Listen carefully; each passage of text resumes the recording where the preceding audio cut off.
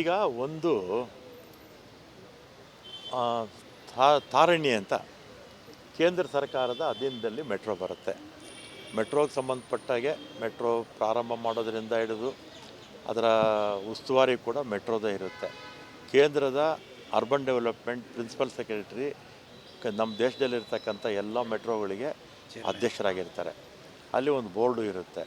ಆ ಬೋರ್ಡು ಬೆಂಗಳೂರು ಮೆಟ್ರೋಗೆ ಅಂದರೆ ಎಲ್ಲ ಮೆಟ್ರೋಗೆ ಮಾಡಿದಾಗೆ ನಮಗೂ ಕೂಡ ಇದು ರೇಟ್ ಫಿಕ್ಸೇಷನ್ ಒಂದು ಸಮಿತಿ ಮಾಡ್ತಾರೆ. ಆ ರೇಟ್ ಫಿಕ್ಸೇಷನ್ ಸಮಿತಿಗೆ ಜಸ್ಟಿಸ್ ಆಗಿದ್ದರು ತಾರಣ್ಯ ಅಂತ, ಅವರು ಅಧ್ಯಕ್ಷರಾಗಿದ್ದಾರೆ. ಆಮೇಲೆ ಯಶ್ಪಾಲ್ ಸಿಂಗ್ ಅಂತ ಕೇಂದ್ರದಲ್ಲಿ ಅವರು IAS ಆಫೀಸರು, ಅವರು ಒಬ್ಬರು ಸದಸ್ಯರಾಗಿದ್ದಾರೆ. ನಮ್ಮ ರಮಣಾರೆಡ್ಡಿಯವರು ಅಡಿಷನಲ್ ಚೀಫ್ ಸೆಕ್ರೆಟರಿಯಾಗಿ ರಿಟೈರ್ಡ್ ಆದ್ರಲ್ಲ, ಅವರು ಮೆಂಬರ್ ಆಗಿದ್ದಾರೆ. ಅಂದರೆ ಒಂದು ರಾಜ್ಯ ಸರ್ಕಾರದ ರೆಪ್ರೆಸೆಂಟೇಟಿವ್, ಇಬ್ಬರು ಕೇಂದ್ರ ಸರ್ಕಾರದ ರೆಪ್ರೆಸೆಂಟೇಟಿವ್. ಅವರು ತೊಗೊಂಡಿರ್ತಕ್ಕಂಥ ತೀರ್ಮಾನ, ಖರ್ಚು ವೆಚ್ಚಗಳನ್ನು ನೋಡಿ ತೀರ್ಮಾನ ತೊಗೊಂಡಿದ್ದಾರೆ. ಇದು ನಾಮಿನೇಟ್ ಮಾಡೋದು ಅಧ್ಯಕ್ಷರನ್ನ, ಇಬ್ಬರು ಸದಸ್ಯರನ್ನ ಕೇಂದ್ರ ಸರ್ಕಾರನೇ. ಮತ್ತು ಕೊನೆಗೆ ಫೈನಲ್ಲಾಗಿ ಡಿಸಿಷನ್ ತೊಗೊಳ್ಳೋದು ಕೂಡ ಕೇಂದ್ರದಲ್ಲಿರ್ತಕ್ಕಂಥ ಅರ್ಬನ್ ಡೆವಲಪ್ಮೆಂಟ್ ಸೆಕ್ರೆಟರಿ ಅಧ್ಯಕ್ಷತೆಯಲ್ಲಿರ್ತಕ್ಕಂಥ ಬೋರ್ಡು, ಮೆಟ್ರೋ ಬೋರ್ಡ್ ಇರುತ್ತಲ್ಲ, ಅವರು ತೊಗೊಳ್ಳೋದು. ವಿನಾಕಾರಣ BJP ಅವ್ರು ಏನು ಮಾಡ್ತಾರೆ, ಅಪಪ್ರಚಾರ ಮಾಡ್ತಾರೆ ಅಷ್ಟೇ. ಆಮೇಲೆ ಸ್ಟೇಟ್ ಪಾತ್ರ ನಮ್ಮ ರೆಪ್ರೆಸೆಂಟೇಟಿವ್ ಒಬ್ರು ಇರ್ತಾರೆ, ಯಾರೋ ರಮಣಾರೆಡ್ಡಿ ಅವರು ನಮ್ಮ ರೆಪ್ರೆಸೆಂಟೇಟಿವ್.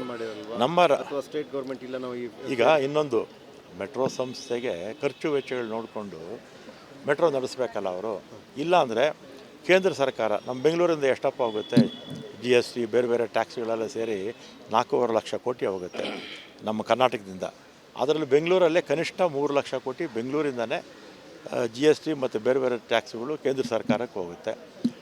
ಇಷ್ಟು ಲಕ್ಷ ಕೋಟಿ ಅಂದರೆ 3 ಲಕ್ಷ ಕೋಟಿ ಬೆಂಗಳೂರು ನಗರದ ಒಂದರಿಂದೇ ಕೇಂದ್ರ ಸರ್ಕಾರ ತಗೊಳ್ತಾ ಇದ್ದಾರೆ. ಸ್ವಲ್ಪ ಸಬ್ಸಿಡಿ ಕೊಡಲಿ, ನಮ್ಮ ಮೆಟ್ರೋಗೆ ಸಬ್ಸಿಡಿ ದರದಲ್ಲಿ ಪ್ರಯಾಣಿಕರಿಗೆ ಹೋಗೋ ರೀತಿ ಮಾಡಲಿ. ನಮ್ಮಿಂದ ಇಷ್ಟು ಟ್ಯಾಕ್ಸ್ ಹೋಗುತ್ತಲ್ಲ, ಅಷ್ಟಾದರೂ ಮಾತಾಡಬೇಕಲ್ಲ. ಇವರೆಲ್ಲ ಗೆದ್ದೋಗ್ತಾರೆ ಲೋಕಸಭಾ ಸದಸ್ಯರುಗಳು, ಪಾರ್ಲಿಮೆಂಟಲ್ಲಿ ಇದ್ರ ಬಗ್ಗೆ ಮಾತಾಡೋದೇ ಇಲ್ಲ. ನಮಗೆ 1 ರೂಪಾಯಿಗೆ 13 ಪೈಸೆ ಕೊಡ್ತಾ ಇದ್ದಾರೆ 4.5 ಲಕ್ಷದಲ್ಲಿ, ಅದ್ರ ಬಗ್ಗೆನೂ ಮಾತಾಡಲ್ಲ. ಕೇಂದ್ರ ಸರ್ಕಾರ ಮಾಡಿದ್ದೇ ಸರಿ ಅಂತ ಹೇಳ್ತಾರೆ. ಈಗ ಮೆಟ್ರೋಗೆ ನಮಗೆ ಅಧ್ಯಕ್ಷನ ನೇಮಕ ಮಾಡೋದು ಅವರೇ, ಸದಸ್ಯರ ನೇಮಕ ಮಾಡೋದು ಅವರೇ, ಮತ್ತು ಫೈನಲ್ಲಾಗಿ ಡಿಸಿಷನ್ ತೊಗೊಳ್ಳೋದು ಡೆಲ್ಲಿನಲ್ಲಿ ಮೆಟ್ರೋ ಬೋರ್ಡೇ ತೀರ್ಮಾನ ತೊಗೊಳ್ಳೋದು. ಸುಮ್ಮನೆ ಏನಾದರೂ ಒಳ್ಳೆ ಕೆಲಸ ಆದರೆ ಮೋದಿಯವ್ರು ಮಾಡಿದ್ದು, ಮಾವು ಮಾಡಿದ್ದು ಅಂತ ಹೇಳ್ತಾರೆ. ಏನಾದರೂ ಬೆಲೆ ಏರಿಸ್ಬಿಟ್ರೆ ರಾಜ್ಯ ಸರ್ಕಾರ ಮಾಡಿದ್ದು, ಸಿದ್ದರಾಮಯ್ಯವ್ರು ಮಾಡಿಬಿಟ್ಟಿದ್ದು, ಸರ್ಕಾರ ಪಾಪರ್ ಆಗಿಬಿಟ್ಟಿದೆ ಅಂತೇಳಿ ಅಪಪ್ರಚಾರ ಮಾಡ್ತಾರೆ. ಈ BJP ಅವರು ಹುಟ್ಟು ಸುಳ್ಳುಗಾರರು ಅವರು. ಆ ಸುಳ್ಳು ಹೇಳೋದ್ರಲ್ಲಿ ನೀರು ಕುಡ್ದಂಗೆ ಅವ್ರಿಗೆ. ಆ ಸುಳ್ಳು ಹೇಳಿಲ್ಲ ಅಂದರೆ ಅವ್ರಿಗೆ ನಿದ್ರೆನೂ ಬರೋಲ್ಲ, ಊಟ ಮಾಡಿದ್ದ ಅನ್ನನೂ ಜೀರ್ಣ ಆಗಲ್ಲ ಅವ್ರಿಗೆ. ಪ್ರತಿಭಟನೆ ಕೂಡ ಮಾಡಿದ್ದಾರೆ ಸರ್, ರಾಜ್ಯ ಸರ್ಕಾರ ಮಾಡ್ತಾರೆ. ಡ್ರಾಮಾ ದೊಡ್ಡ ಡ್ರಾಮಾ ಮಾಸ್ಟರ್ಗಳು ಇವರೆಲ್ಲ ಈ ರಾಜಕೀಯ ಬಿಟ್ಬಿಟ್ಟು ಡ್ರಾಮಾ ಕಂಪ್ನಿಗಳು ಸೇರ್ಕೊಂಡ್ಬಿಟ್ರೆ ಚೆನ್ನಾಗಿರುತ್ತೆ. ಖಜಾನೆ ಎಲ್ಲ ಖಾಲಿ ಆಗಿದೆ ಸರ್, ಎಲ್ಲ ಗ್ಯಾರಂಟಿ ಯೋಜನೆಗೆ ದುಡ್ಡು ಉಪಯೋಗಿಸ್ತಿದ್ದಾರೆ. ಅಯ್ಯೋ, ನಮ್ಮದು ಇಡೀ ನಮ್ಮದೇನೋ ಖಜಾನೆ ಖಾಲಿ ಆಗಿದೆ ಅಂತ BJP ಅವರು ಹೇಳ್ತಾರೆ. ದೇಶದ ಖಜಾನೆ ಏನಾಗಿದೆ, 216 ಲಕ್ಷ ಕೋಟಿ ಸಾಲ ಆಗಿದೆ. ಮನಮೋಹನ್ ಸಿಂಗ್ ಅವರು ಅಧಿಕಾರ ಬಿಟ್ಟಾಗ 52 ಲಕ್ಷ ಕೋಟಿ ಸಾಲ ಇತ್ತು. ಇವತ್ತು ಈ ವರ್ಷ ಈ ಮಾರ್ಚ್ ಕೊನೆಯಷ್ಟೊತ್ತಿಗೆ 216 ಲಕ್ಷ ಕೋಟಿ ಸಾಲ ಆಗಿದೆ.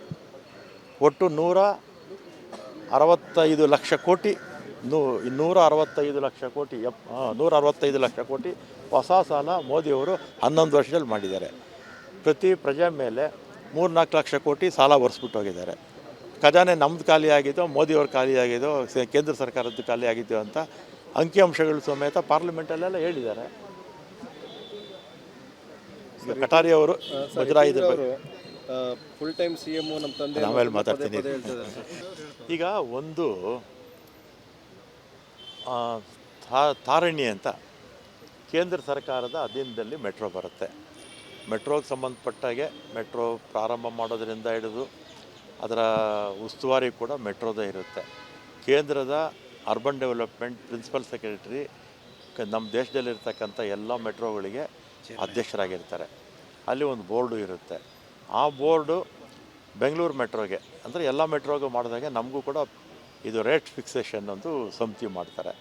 ಆ ರೇಟ್ ಫಿಕ್ಸೇಷನ್ ಸಮಿತಿಗೆ ಜಸ್ಟಿಸ್ ಆಗಿದ್ದರು ತಾರಣ್ಯ ಅಂತ, ಅವರು ಅಧ್ಯಕ್ಷರಾಗಿದ್ದಾರೆ. ಆಮೇಲೆ ಯಶ್ಪಾಲ್ ಸಿಂಗ್ ಅಂತ ಕೇಂದ್ರದಲ್ಲಿ ಅವರು IAS ಆಫೀಸರು, ಅವರು ಒಬ್ಬರು ಸದಸ್ಯರಾಗಿದ್ದಾರೆ. ನಮ್ಮ ರಮಣಾರೆಡ್ಡಿಯವರು ಅಡಿಷನಲ್ ಚೀಫ್ ಸೆಕ್ರೆಟರಿಯಾಗಿ ರಿಟೈರ್ಡ್ ಆದ್ರಲ್ಲ, ಅವರು ಮೆಂಬರ್ ಆಗಿದ್ದಾರೆ. ಅಂದರೆ ಒಂದು ರಾಜ್ಯ ಸರ್ಕಾರದ ರೆಪ್ರೆಸೆಂಟೇಟಿವ್, ಇಬ್ಬರು ಕೇಂದ್ರ ಸರ್ಕಾರದ ರೆಪ್ರೆಸೆಂಟೇಟಿವ್. ಅವರು ತೊಗೊಂಡಿರ್ತಕ್ಕಂಥ ತೀರ್ಮಾನ, ಖರ್ಚು ವೆಚ್ಚಗಳನ್ನು ನೋಡಿ ತೀರ್ಮಾನ ತೊಗೊಂಡಿದ್ದಾರೆ. ಇದು ನಾಮಿನೇಟ್ ಮಾಡೋದು ಅಧ್ಯಕ್ಷರನ್ನ, ಇಬ್ಬರು ಸದಸ್ಯರನ್ನ ಕೇಂದ್ರ ಸರ್ಕಾರನೇ. ಮತ್ತು ಕೊನೆಗೆ ಫೈನಲ್ಲಾಗಿ ಡಿಸಿಷನ್ ತೊಗೊಳ್ಳೋದು ಕೂಡ ಕೇಂದ್ರದಲ್ಲಿರ್ತಕ್ಕಂಥ ಅರ್ಬನ್ ಡೆವಲಪ್ಮೆಂಟ್ ಸೆಕ್ರೆಟರಿ ಅಧ್ಯಕ್ಷತೆಯಲ್ಲಿರ್ತಕ್ಕಂಥ ಬೋರ್ಡು, ಮೆಟ್ರೋ ಬೋರ್ಡ್ ಇರುತ್ತಲ್ಲ, ಅವ್ರು ತೊಗೊಳ್ಳೋದು.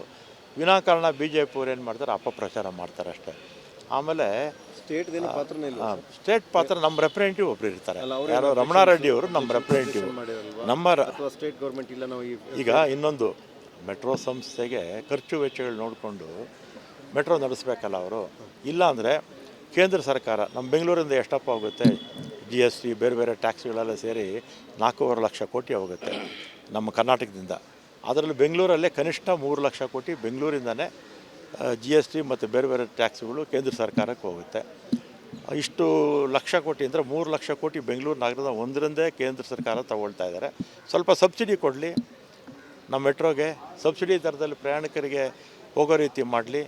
ನಮ್ಮಿಂದ ಇಷ್ಟು ಟ್ಯಾಕ್ಸ್ ಹೋಗುತ್ತಲ್ಲ, ಅಷ್ಟಾದರೂ ಮಾತಾಡಬೇಕಲ್ಲ. ಇವರೆಲ್ಲ ಗೆದ್ದೋಗ್ತಾರೆ ಲೋಕಸಭಾ ಸದಸ್ಯರುಗಳು, ಪಾರ್ಲಿಮೆಂಟಲ್ಲಿ ಇದ್ರ ಬಗ್ಗೆ ಮಾತಾಡೋದೇ ಇಲ್ಲ.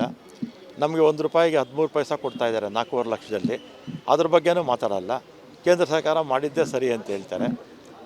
ಈಗ ಮೆಟ್ರೋಗೆ ನಮಗೆ ಅಧ್ಯಕ್ಷರ ನೇಮಕ ಮಾಡೋದು ಅವರೇ, ಸದಸ್ಯರ ನೇಮಕ ಮಾಡೋದು ಅವರೇ, ಮತ್ತು ಫೈನಲ್ಲಾಗಿ ಡಿಸಿಷನ್ ತೊಗೊಳ್ಳೋದು ಡೆಲ್ಲಿನಲ್ಲಿ ಮೆಟ್ರೋ ಬೋರ್ಡೇ ತೀರ್ಮಾನ ತೊಗೊಳ್ಳೋದು. ಸುಮ್ಮನೆ ಏನಾದರೂ ಒಳ್ಳೆ ಕೆಲಸ ಆದರೆ ಮೋದಿಯವ್ರು ಮಾಡಿದ್ದು, ಮಾವು ಮಾಡಿದ್ದು ಅಂತ ಹೇಳ್ತಾರೆ. ಏನಾದರೂ ಬೆಲೆ ಏರಿಸ್ಬಿಟ್ರೆ ರಾಜ್ಯ ಸರ್ಕಾರ ಮಾಡಿದ್ದು, ಸಿದ್ದರಾಮಯ್ಯವ್ರು ಮಾಡಿಬಿಟ್ಟಿದ್ದು, ಸರ್ಕಾರ ಪಾಪರ್ ಆಗಿಬಿಟ್ಟಿದೆ ಅಂತೇಳಿ ಅಪಪ್ರಚಾರ ಮಾಡ್ತಾರೆ. ಈ ಬಿ ಜೆ ಪಿಯವರು ಹುಟ್ಟು ಸುಳ್ಳುಗಾರರು ಅವರು. ಆ ಸುಳ್ಳು ಹೇಳೋದ್ರಲ್ಲಿ ನೀರು ಕುಡ್ದಂಗೆ ಅವ್ರಿಗೆ. ಆ ಸುಳ್ಳು ಹೇಳಿಲ್ಲ ಅಂದರೆ ಅವ್ರಿಗೆ ನಿದ್ರೆನೂ ಬರೋಲ್ಲ, ಊಟ ಮಾಡಿದ್ದ ಅನ್ನನೂ ಜೀರ್ಣ ಆಗಲ್ಲ ಅವ್ರಿಗೆ. ಪ್ರತಿಭಟನೆ ಕೂಡ ಮಾಡಿದ್ದಾರೆ ಸರ್ ಇವತ್ತು. ಸರ್ಕಾರ ವಿರುದ್ಧ ಪ್ರತಿಭಟನೆ ರಾಜ್ಯ ಸರ್ಕಾರ ಮಾಡ್ತಾರೆ ಡ್ರಾಮಾ, ದೊಡ್ಡ ಡ್ರಾಮಾ ಮಾಸ್ಟರ್ಗಳು ಇವರೆಲ್ಲ ಈ ರಾಜಕೀಯ ಬಿಟ್ಬಿಟ್ಟು ಡ್ರಾಮಾ ಕಂಪ್ನಿಗಳು ಸೇರ್ಕೊಂಡ್ಬಿಟ್ರೆ ಚೆನ್ನಾಗಿರುತ್ತೆ. ಖಜಾನೆ ಎಲ್ಲ ಖಾಲಿ ಆಗಿದೆ ಸರ್, ಎಲ್ಲ ಗ್ಯಾರಂಟಿ ಯೋಜನೆಗೆ ದುಡ್ಡು ಉಪಯೋಗಿಸ್ತಿದ್ದಾರೆ. ಅಯ್ಯೋ, ನಮ್ಮದು ಇಡೀ ನಮ್ಮದೇನೋ ಖಜಾನೆ ಖಾಲಿಯಾಗಿದೆ ಅಂತ ಬಿ ಜೆ ಪಿಯವರು ಹೇಳ್ತಾರೆ. ದೇಶದ ಖಜಾನೆ ಏನಾಗಿದೆ? 216 ಲಕ್ಷ ಕೋಟಿ ಸಾಲ ಆಗಿದೆ. ಮನಮೋಹನ್ ಸಿಂಗ್ ಅವರು ಅಧಿಕಾರ ಬಿಟ್ಟಾಗ 52 ಲಕ್ಷ ಕೋಟಿ ಸಾಲ ಇತ್ತು. ಇವತ್ತು ಈ ವರ್ಷ ಈ ಮಾರ್ಚ್ ಕೊನೆಯಷ್ಟೊತ್ತಿಗೆ 216 ಲಕ್ಷ ಕೋಟಿ ಸಾಲ ಆಗಿದೆ. ಒಟ್ಟು 165 ಲಕ್ಷ ಕೋಟಿ 165 ಲಕ್ಷ ಕೋಟಿ 165 ಲಕ್ಷ ಕೋಟಿ ಹೊಸ ಸಾಲ ಮೋದಿಯವರು 11 ವರ್ಷದಲ್ಲಿ ಮಾಡಿದ್ದಾರೆ. ಪ್ರತಿ ಪ್ರಜೆ ಮೇಲೆ 3-4 ಲಕ್ಷ ಕೋಟಿ ಸಾಲ ಒರೆಸ್ಬಿಟ್ಟು ಹೋಗಿದ್ದಾರೆ. ಖಜಾನೆ ನಮ್ಮದು ಖಾಲಿ ಆಗಿದ್ದೋ, ಮೋದಿಯವ್ರ ಖಾಲಿ ಆಗಿದ್ದೋ, ಕೇಂದ್ರ ಸರ್ಕಾರದ್ದು ಖಾಲಿ ಆಗಿದ್ದೋ ಅಂತ ಅಂಕಿಅಂಶಗಳು ಸಮೇತ ಪಾರ್ಲಿಮೆಂಟಲ್ಲೆಲ್ಲ ಹೇಳಿದ್ದಾರೆ. ಕಟಾರಿ ಅವರು ಮುಜರಾಯಿ ಫುಲ್ ಟೈಮ್ CM ನಮ್ಮ ತಂದೆ ಆಮೇಲೆ ಮಾತಾಡ್ತೀನಿ. ಹೇಳ್ತಿದ್ದಾರೆ ಸರ್.